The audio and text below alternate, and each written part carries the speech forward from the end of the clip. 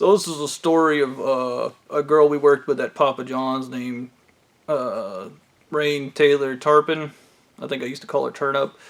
I called her Rain. I actually didn't know her name was Taylor, and that's important for later.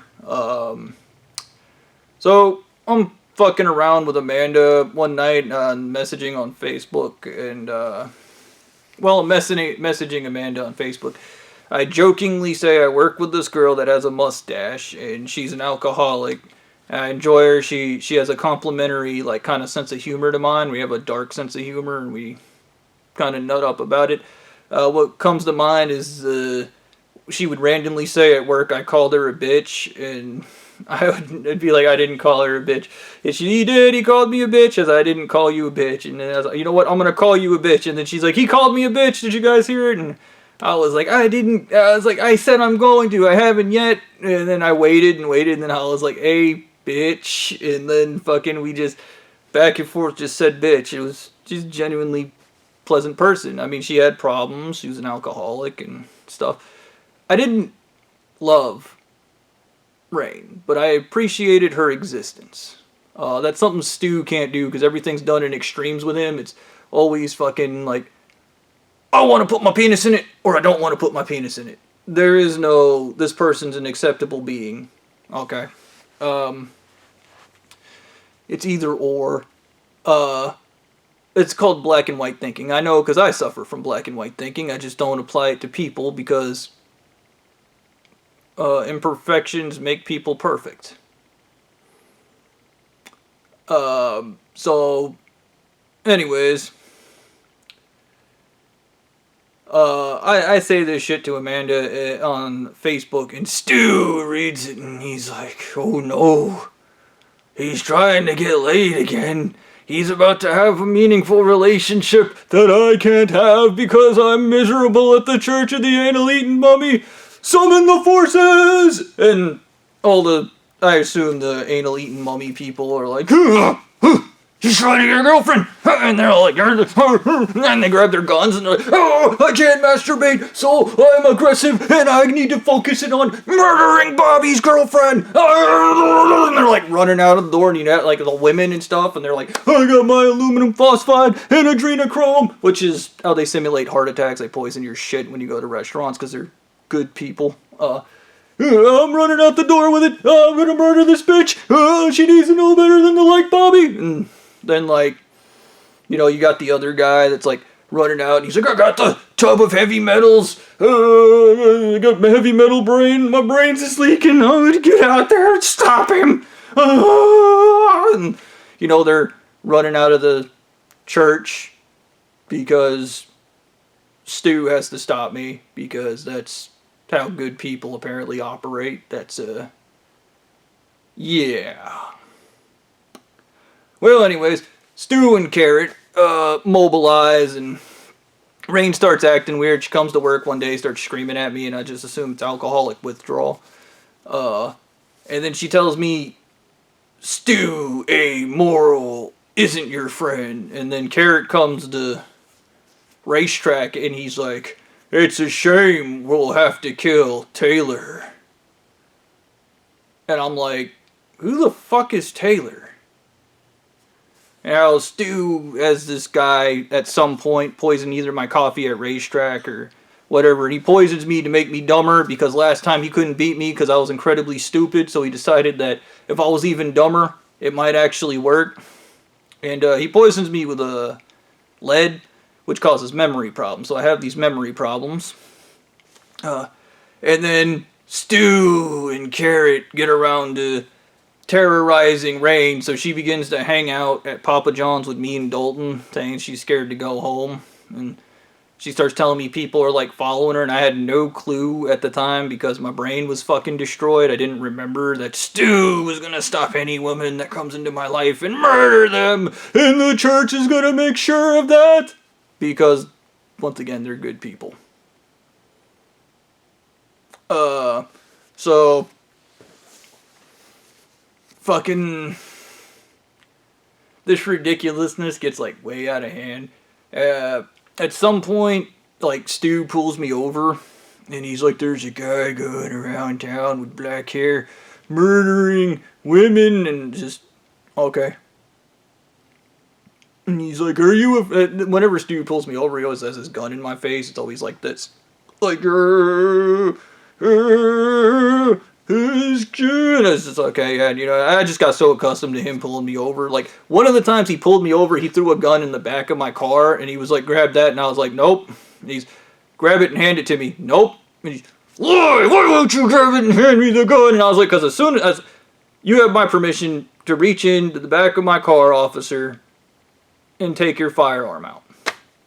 And Stu goes, I will take my firearm out, but not because you told me to. I'm in control. I have control issues. I was raped as a kid. That's, okay. Thank you, Stu.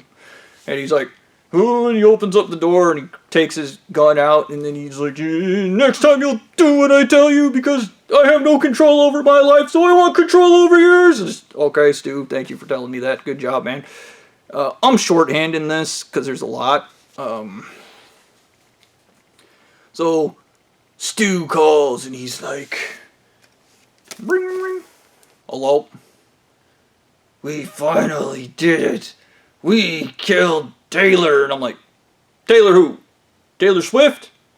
Leave Taylor Swift alone. Stop calling here. Ring, ring, ring.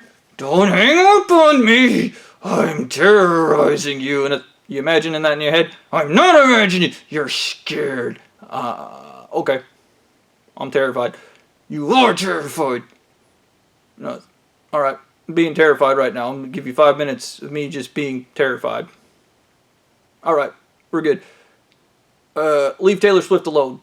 You know who Taylor is! Taylor Swift. Bing! Nah, he hung up on me that time because he's in control. He has to hang up, not me. You don't hang up on Stu. I know a lot of you love this guy, so this is just my personal experience and my half of what happens if you have the decency to listen to me, because I did lose a friend to this guy. So Stu, at some point, I guess, corners Rain and eventually kills her. The Carrot comes into Racetrack and he tells me, literally, like, I'm getting my coffee, and he tells me exactly how they killed Taylor, like, fucking murdered her, like, murdered Rain. Goes into, like, explicit detail. This is a frame-up. Their goal is to get me to repeat this to the detectives, and then they go, how do you know that? And then I go, I don't know. Oh, this guy told me. And then Carrot would be like, I didn't tell him that. And then Bobby goes straight to jail. So, well, using the superpower Stu gave me of amnesia from the heavy metal poisoning, I completely forget. And this is the thing with Stu, it's chaotic. He's completely destroyed my brain, and he wants me to remember something, gives me something to remember. Chaotic relationship. These lines go in opposite directions. What's gonna happen? I don't know. Well, it's literally, I don't know. So, my incredible powers of amnesia. So, Stu catches me, basically finds out I talk to the detectives, and I tell them, I don't know what happened to Rain, because they approach me and they call Rain Rain, and not Taylor. Stu and Carrot call her Taylor, so I had no idea who they were talking about. And I'm going to say, like, there was one time at work where I found out Rain's name was Taylor, and I called her Tay-Tay, and she told me her piece of shit dad called her that, and I'm her friend, I never call her that, so I know for a fact that Stu and Carrot aren't friends with her because they call her Taylor. Her name is Rain. So they're trying to frame me, and they start telling me like all this shit, and then they have the other members of the church. This shit's funny because the one of the guys at Racetrack comes in and he's like, "This is how they killed Taylor." And I was like, who the fuck is this Taylor you're talking about? Like, and this guy starts telling me in detail as I'm getting my coffee and I'm doing the thing. And he's like, you got that? I'm tired of coming here and telling you this. How do you keep forgetting? You're not forgetting. You're doing it deliberately. I'm not doing it deliberately. I was like, I don't know who you people are. You keep telling me this like it's important. Who the fuck am I supposed to? What is this? What are you doing?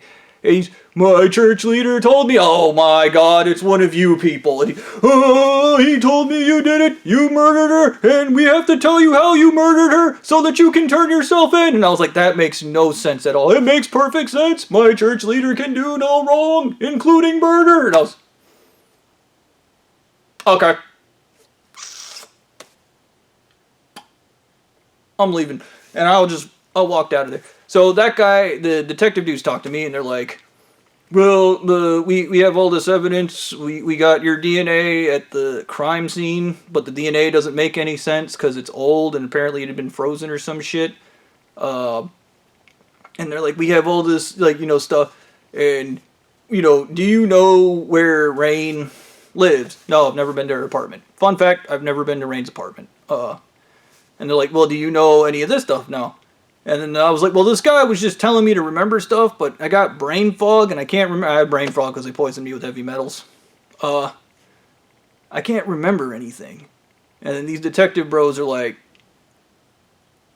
what? And I was like, I just don't remember. This guy was telling me. And I was, don't worry, they got it on camera, whatever this guy was saying, at the racetrack, because there's a camera right there when you're getting coffee. And common sense, my superpower, my two powers of amnesia and common sense. So the detective dudes look at each other, they go in, and they go to get the video footage.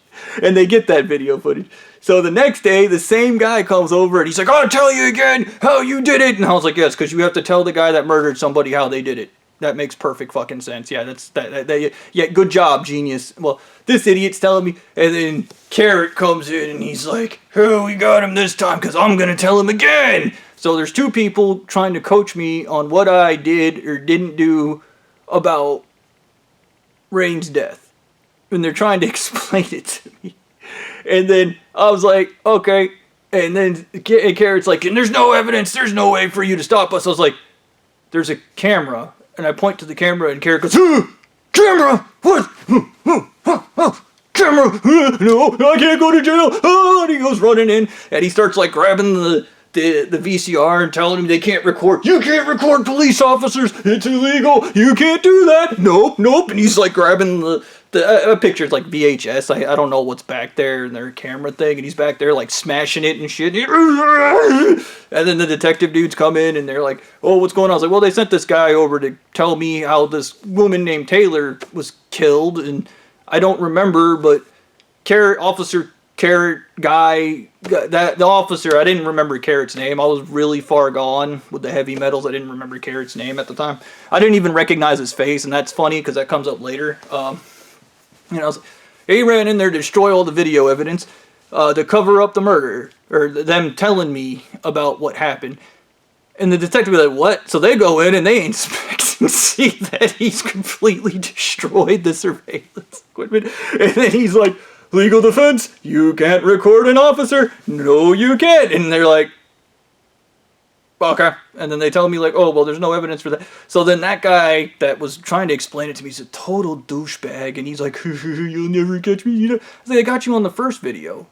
I got you on the first video. I was like, you can lie to detectives all you want. They call that perjury. You're going to go to jail for 6 years. I gotta tell the detectives the truth. And then that idiot tells the detective, and then he disappears. Because Stu found out. Anyways. Because that's how they do at the Church of the Anal Eating Mummy. The detective talked to me, and I'm like, look, I want to help you guys, but you got to give me something. And I was like, do you guys have pictures? Oh, you're like, oh, we have all this stuff that was submitted by a random anonymous person. We got images. We got, you know, so they show me a picture of Stu wearing the black wig, holding a gun, aiming it somewhere. The rest of the picture's cut off, and I'm like, man, this is fuzzy. That's obviously a wig. And I was like, do you have him going into the doorway? And they're like, they kind of scroll over the video they have. And yeah, and I was like, well, now you got his height. And now we can definitively prove it's not me. Because Stu is a midget. He's shorter than I am. How do you get height from a doorway? Every doorway is about 8 foot. I was like, we have a measuring stick right there at Papa John's. We go across the street. They measure my ass. They measure Stu in the picture. And they positively ID his height. Woo! Well, Stu has my phone bug. He hears this and then goes, how did they get my height? Doorway. Doorway! Doorway. Huh! No. No. So he tags out with Carrot, and Carrot's like 10 feet tall, and Carrot and him trade licenses. And I can't tell them apart because my brain is destroyed by heavy metals. Because these assholes poisoned me with heavy metals and then tried to explain to me I committed a murder. Great. So, Carrot's like, I'm Stu. This is Stu. And they're like, is this Stu? And I was like, I don't know. I don't remember. And I tell them, was Stu short? And they're like, no, he's tall. Well, they find out that Carrot's lying under oath. And he's going to go to jail, so the Church of the Anal Eating Mummy has me sign a paper. They tell me it's a part of the case. It's a complete fucking lie. It just gets Carrot off. Because Carrot belongs in fucking jail. Because what him and Stu did was hilariously stupid. I found the wig. Stu left it at Racetrack, and I actually collected it. He left it outside, and because I was a mindless idiot with brain damage, I picked it up. And I was going to give it to the detectives. And then Stu broke into my house and stole it, and then the detective started getting mad because Stu seemingly seemed to know things he shouldn't know, and it started coming up in some of the things he said, which made him look incriminated, but it also enabled him to dodge a lot of legal tape, and we start getting back and forth, and they tell me the evidence is stacking against me, and I need to come up with something fast, and I was, well, the only way, common sense, my superpower, he could possibly know any of this shit, because I haven't mentioned it to anybody at work, I haven't told anybody there's an investigation, is if he bugged my phone. And they go, can we have your phone? And I was like, give me a new one so I can go to work. I give him my phone, and voila, it's bugged. Well, Stu has a counter for that. He goes, Bobby knows how to bug phones. I don't. And I tell him Stu knows how to bug phones. So they give me a phone, and they tell me, like, can you bug that? And I cannot. And then I explained to them that I'm engineerical, but I'm not technical. Technical is the second thing, but I know Stu can bug phones because he showed me way back when in his truck that he has phone bugs in the SCMC van. And then the detective guys are like, okay. And then Stu's like, I don't have phone bugs in that van. I don't even own that van. And I was like, don't we have the paperwork from the original cases? And they go back over and like, yeah, it was registered. We know he has the van. And I was, this is pretty, no, it's not cut and dry. We actually do really good on the litigation. We almost win it. And then these assholes at the Church of the Anal Eating Mummy continue to fuck up my brain by poisoning me with heavy metals to make me dumber. And I have to identify Rain's hair tie, which was actually one of my hair ties because I gave her one of my hair ties when we were at work because I used to carry a bunch of them with me because we were the ponytail gang, me, Otter, Rain, Chris, and I think my brother at the time had fairly long hair. And we had ponytails, so but the problem is when I looked at the hair ties, because there were like 8 of them, because Stu apparently keeps hair ties of the women he murders, so he can enslave their souls. I didn't remember a damn thing because my brain was destroyed by heavy metals. So me not remembering things was a gift and a curse, and it was kind of funny because in between there's a bunch of people from the Church of the Anal Eating Mummy that was trying to make me remember shit, and they just kept getting caught in cartoonishly stupid ways. Like somebody submitted a video, random individual submitted a video that got one of these people caught. Like they're just clowns. And they're literally cannon fodder for Stu. Like, those people went to jail for lying under oath. That's 6 years in jail. And then Stu expunged them from the church record so that nobody knew that they're going to jail. I know you guys love your Church of the Anal Eating Mummy, but the amount of work you go through to help this guy is just monumental. A real god, wouldn't need this much help. He wouldn't. He really wouldn't. And honestly, looking back, Rain was worth probably all of you. And this isn't a joke. And I mean every member of the Church of the Anal Eating Mummy. If all of you were to commit a blood sacrifice and all died, God, the real God, might let her come back. I'm just saying. Because that's how worthless you all are. So anyways, the litigation continues, and it's kind of, they ask me a series of questions of stuff I don't know. Because I'm pretty sure I probably could have helped better if my brain had been functioning, but thanks to the Church of the Anal Eating Mummy, that wasn't happening. And this is the thing with them, they cheat at everything, so Stu never feels like he ever wins because he cheated to win, and when you cheat to win, you never feel victory. It never happens for you. He doesn't know what that feels like, and he'll never know what that feels like because he has to cheat at everything. He told me you gotta keep them fighting one arm behind their back. This fucker damn near had me with everything behind my back, and he was still losing because that's what a superior being does, I guess. So, anyways, Rain was killed by Stu and Carrot. You need to remember the Church of the Anal Eating Mummy. They control the police and they control the FBI, and so they know how to cover this shit up. So even when they get caught, like these guys got caught, they also know the legal system. So this lawyer turns up and he's like, hey, I want to lead the case for you, buddy. I know you guys have been doing good. Just let me take it over. And yeah, he's an anal eating mummy lawyer. And he helps Stu get off. Because I'm poor and I can't afford a real lawyer. And we call that the justice system. Even though there's overwhelming evidence, and Stu completely backed himself into a corner with his constant need to try and control things he can't control. But thanks to the Church of the Anal Eating Mummy, they got him off because they're complete pieces of shit.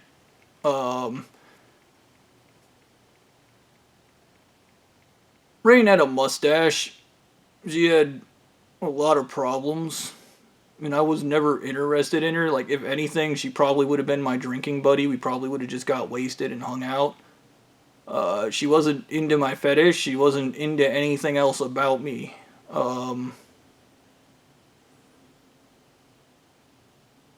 I know, like, Stu probably, like, the ending to this is Carrot pulling me over after the trial ends.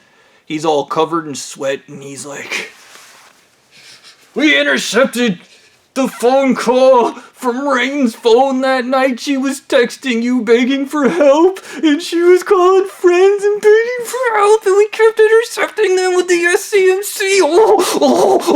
Oh, she was so scared, and we loved it. And I was just, why are you doing this? He's suffering. You're in pain. I'm not in pain. You murdered an alcoholic in cold blood. You failed to frame me for it because you're fucking losers. You have a bunch of assholes who will do anything for you, including go to jail the rest of their lives. They'll murder their kids for you. And Rain's dead. You can't cause her any more misery. We've enslaved her. So you are imagining. It's imagined suffering. You're masturbating to her suffering in the spirit world that you created. It's not real. I was like, one, Magi, power of purification here. Me hugging her, purified her from you assholes. You can't do shit to her. It's not gonna happen. A million times over. So I know. Okay. Yeah, he's like, oh. And he's, cause you loved her. I didn't love her. And this is the thing with these malignant narcissists, they narrative spin in their brains. I'm some desperate incel that wants to have the sex because they're desperate incels that want to have the sex. Okay? Their heaven is literally a flop house in the desert somewhere.